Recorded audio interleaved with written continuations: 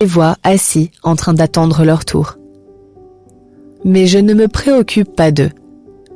C'est bien qu'il y ait un peu de vie, plutôt que de rester toute seule chez moi. Les cloisons sont bien isolées et on n'entend strictement rien en dehors des portes qui s'ouvrent et se ferment. Je sais que la majorité des personnes qui viennent là traversent des choses vraiment dures, mais l'ambiance est quand même agréable. Le cabinet est en plein centre-ville et malgré ça, c'est très calme. Il y a quelque chose de particulier chez le jeune et beau garçon qui est assis dans la salle d'attente aujourd'hui. Au bout d'une demi-heure, il est toujours là et ça pique ma curiosité. Il sourit poliment quand je traverse la salle pour me rendre au coin cuisine. La première fois pour un café, la deuxième pour un verre d'eau. En revenant, je m'arrête derrière le canapé et arrache une feuille d'une des plantes vertes pour l'observer de plus près.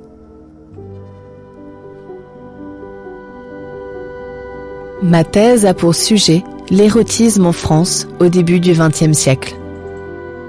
Cela induit la lecture d'une grande variété de documents issus de l'univers érotique.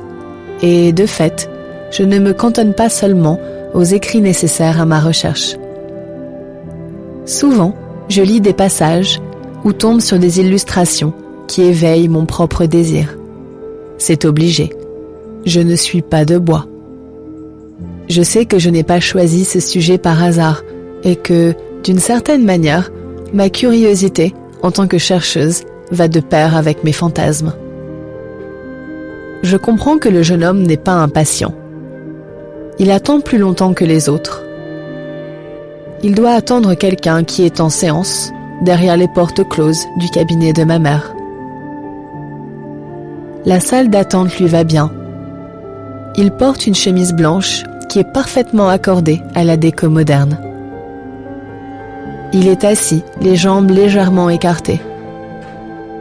Il fait bouger un pied, nerveusement. Je l'observe à travers l'entrebâillement de la porte de mon bureau.